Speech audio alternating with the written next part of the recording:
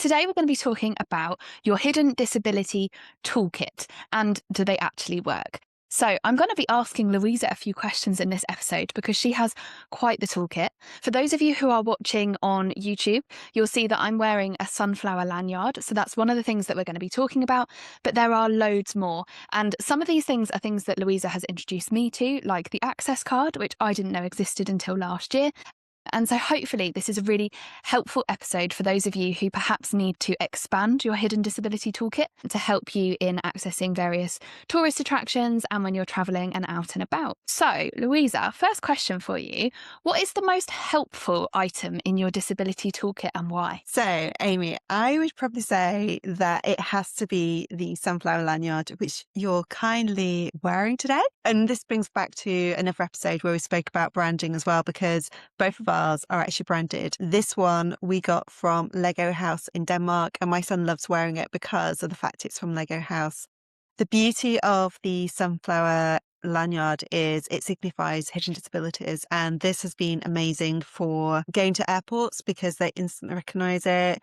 If you go to a supermarket, for example, you may well see members of staff wearing the hidden disability lanyard. I think more people became aware of this during COVID times when they didn't feel comfortable wearing a mask because of sensory challenges or other disabilities. But it's such a useful tool because it represents so much. And again, as we've spoken about in a different episode, some countries really support this scheme because it's not just UK based. For example, we've both experienced it in Denmark where it's widely demonstrated everywhere. So when you go to different places, they will have up there the sunflower lanyard. And when we stayed in a similar version of Centre Parks, we went to the swimming pool and my son was given a wristband of the hidden disabilities lanyard version. So again, it meant that whilst he was in the pool, he still had that so people could recognise from the members of staff how important it was, because that's the thing, the clues in the name, hidden disabilities. It's not obvious, whereas having something like this makes it better. And you'll notice that I think have you got anything on your lanyard, Amy? No. No, so Amy's is just empty. My son's has got lots on it. He has got this on it, which for those who aren't watching us, it's basically a card, and on there it gives you the opportunity to write the person's name, an emergency contact number, and what the hidden disability is. Sometimes you can get the cards where it will clearly state autism on the front next to the sunflower. He's also got 2 fidget toys. So this is just literally, as the name suggests, a fidget spinner. And this one has been really useful because it's just like a spinning toy, which you might be able to hear. He's also got a little Lego hot dog on there as well. Again, just something for him to play with.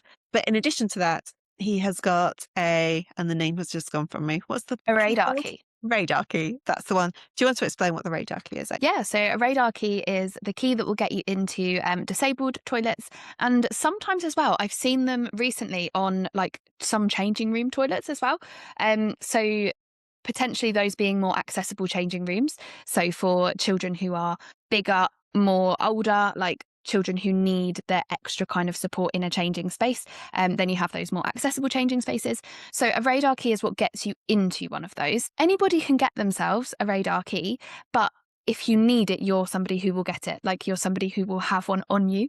And so it means that things like disabled toilets aren't necessarily being used by people who don't need them, but those who do need them can access them with the key that they carry on them in order to get into the space. What's really nice as well is that in like shopping centres, for example, I've noticed within the toilets, there are signs often on the doors of disabled toilets saying not all disabilities are visible. And I think that's really important because, you might not feel comfortable kind of sharing that. And sometimes people can get looked at. I know I see it in lots of different forums where parents have children with hidden disabilities such as autism, and they have blue badges, and the amount of abuse they receive because the disability isn't visible from other people is just horrific. And it shouldn't be that way because we just don't know. And likewise, I've got the radar key. I bought it. I think I got it from Amazon because my son, sometimes he doesn't recognize when he needs the toilet. And if there isn't like scheduled points throughout the day where I'm like, right, we need to go to the toilet now. He will literally go from not recognizing he needs to go to he needs to go right away. Obviously, the downside to that is there's often only one disabled toilet, but that's just a whole other conversation. Yeah.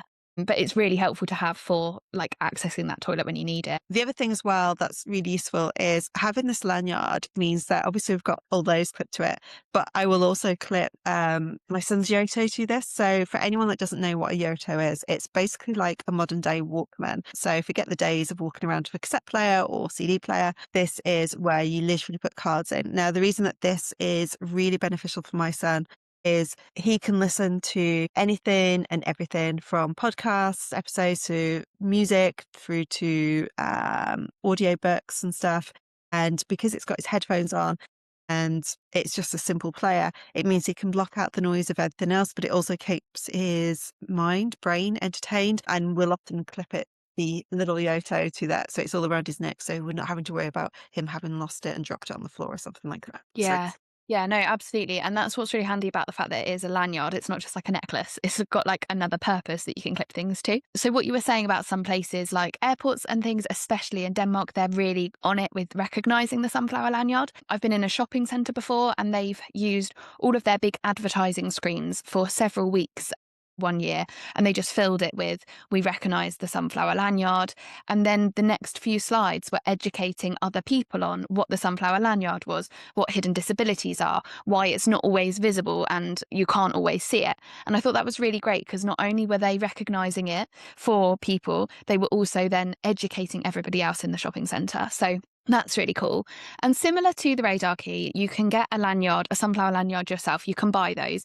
There isn't any sort of application form that you need to fill in. In fact, when you go to and use special assistants at airports, you might get given one for free to take away. But there is something about that that can cause a little bit of an issue where there are perhaps a minority group of people who use the sunflower lanyard when they don't actually need it. So that can cause some sort of issues and perhaps tensions where people then start to judge that if you've got the lanyard, do you actually need it? And you don't look like you need it. And that's the whole point that it's trying to stop, is that you wear it even though you might not look like you need it. So something that combats that is the access card, which is something you've told me about, which is a little bit different and you do need to apply to have it. But it's a slightly different way to show your needs and prove that you have those needs. Do you want to tell us about the access card? Yep. And I just thought about something about the sunflower lanyard as well. Sometimes you can pick one up from a supermarket as well if you don't have one with you, if you've forgotten yours. So I always keep a sunflower lanyard in the car, usually have one at home, have one with my mum, so if my mum's taking my son out as well. So yeah, you can pick them up from lots of different places.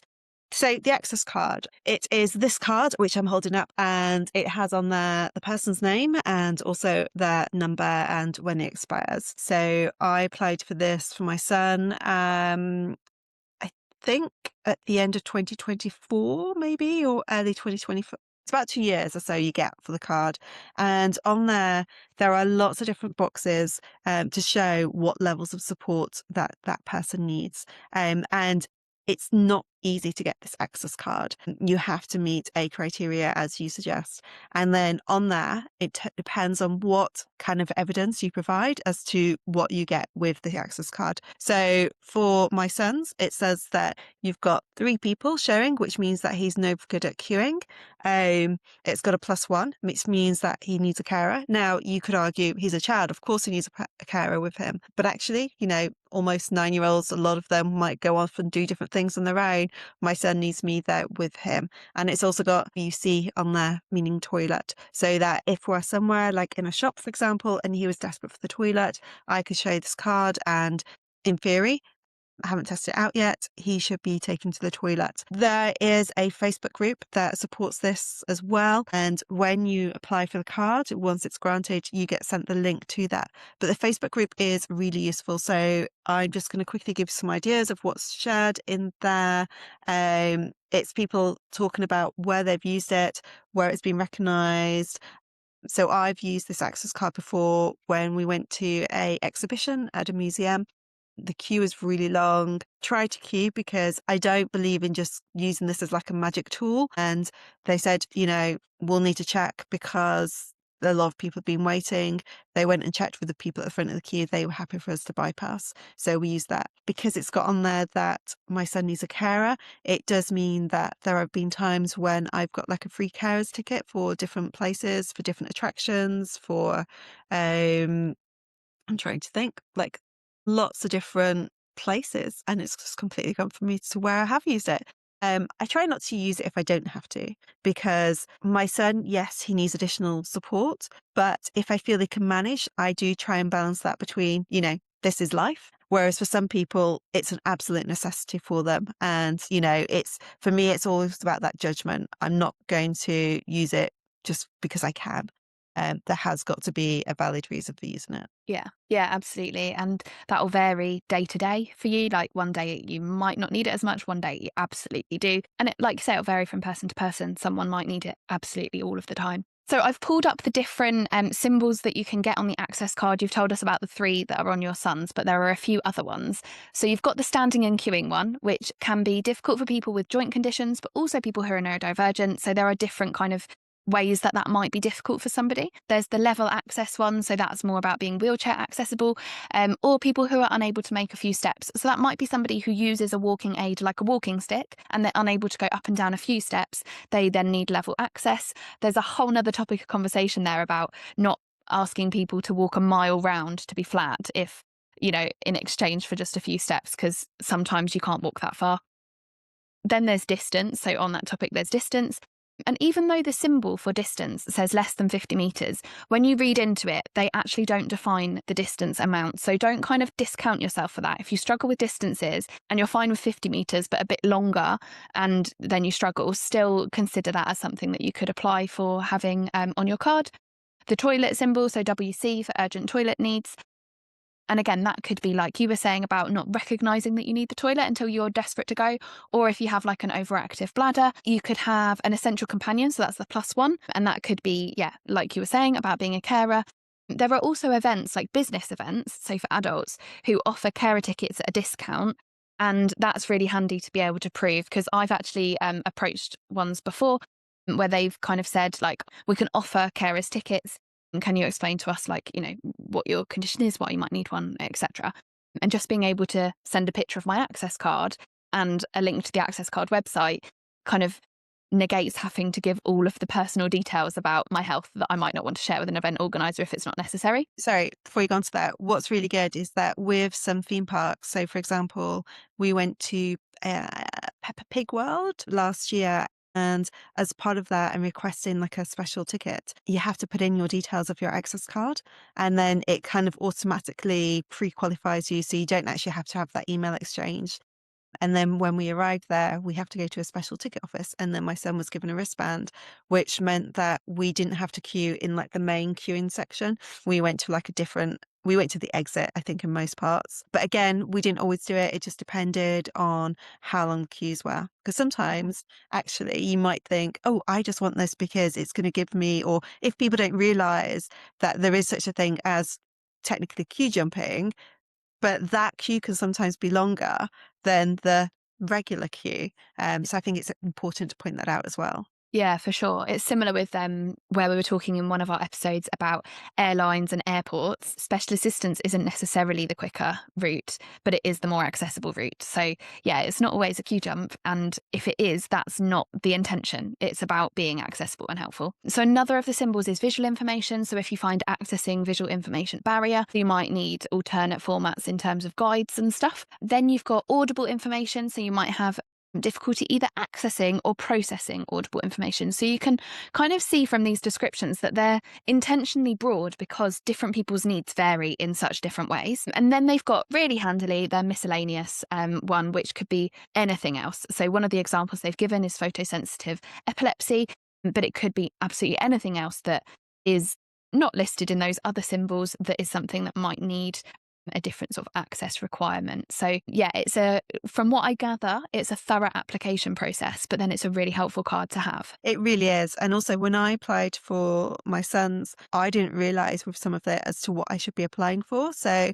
it was only when I went to like a morning catch up with other parents of children that are autistic that they were talking and explaining about it. So then I contacted the people at Access Card and explained to them my son's needs, was able to share with them the proof and stuff. And that made a massive difference. You know, they are approachable.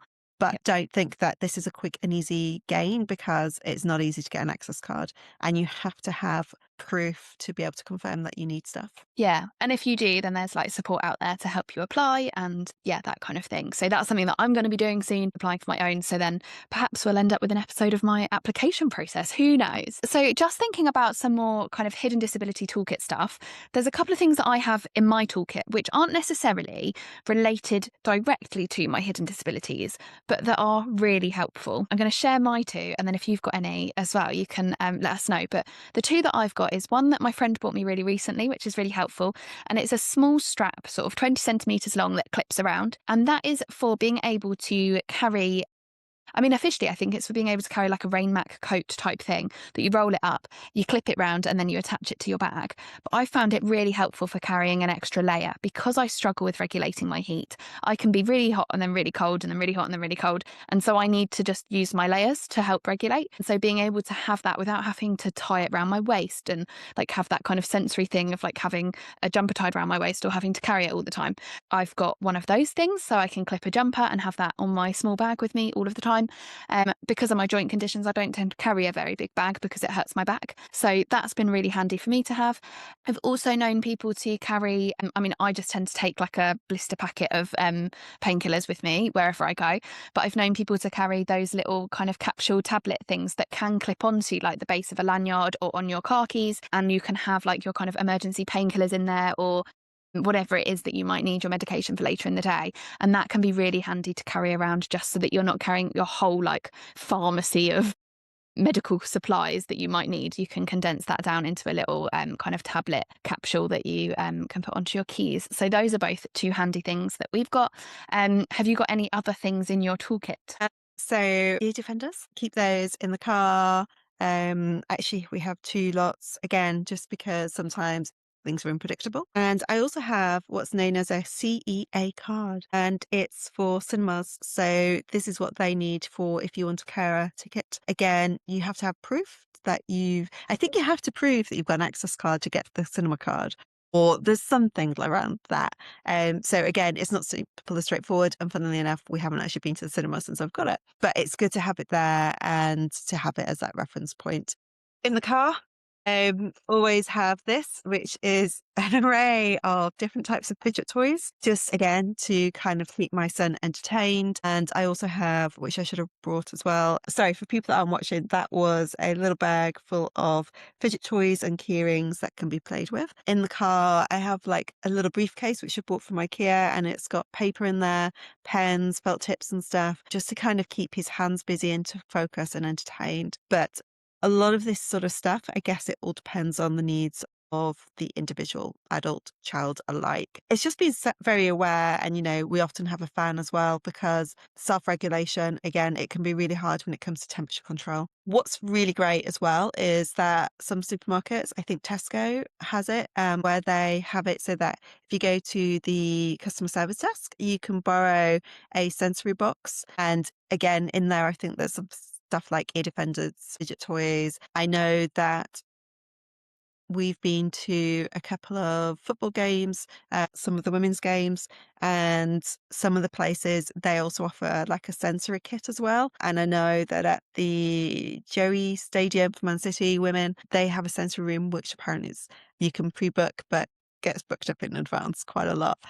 But it's great to see that lots of venues are kind of looking at developing what they offer and how they support people, so that, you know, if you don't have stuff with you and you or your child are feeling overwhelmed, that there are spaces for you to kind of go to. Yeah, absolutely. And just whilst you were talking about those things, I was reminded of even more stuff that we take in our hidden disability toolkit, but just forget because like I've forgotten that it's even in there because it's just something we always have. So For me, that's my Loop earplugs because they have a really handy case, so you can clip them onto like your keys or have them in your bag, and they're really small, but they're in a case, so they stay clean. And they're really helpful for being able to still hear sounds going on, but it's not as loud or as like sort of high pitched or whatever it is. It sort of softens it. And the other thing is sunglasses. So this isn't something that I necessarily find super helpful unless like it's really bright, like kind of anyone might use their sunglasses for.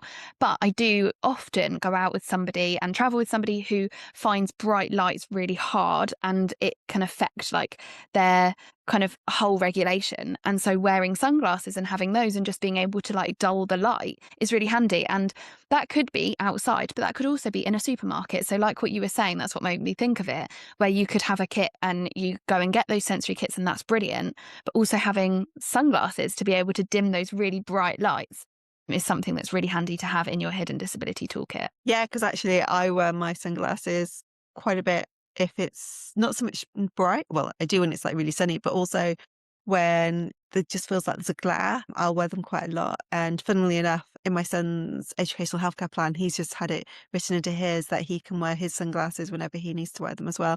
It's sometimes it's some of those tools that you just have that you don't really think about, but you just need to have them to hand. But it becomes second nature to you, so you don't think of it. Yeah, and it can be so varied. For some people, it might be blue light glasses because they're exceptionally sensitive to blue light and that affect their sleep. And so, like, yeah, hopefully, having heard all of these different things that are in our toolkits and in other people's toolkits, it might make you think what might be handy to add to your own toolkit or to even start one if you haven't like intentionally got one at the moment. But we would really love as well to hear what your other things are that we perhaps haven't got in our toolkits, but that you find really helpful in yours. So always, yeah, get in touch with us, let us know, because we'd love to hear what you find helpful in your toolkit. Because I think that's a huge part of this kind of community of inclusivity and accessibility is the more you talk, the more you learn about what you can do. And, whether that be the access card, for example, you didn't know about it, or the cinema card, which I found out about because of a community that I'm in.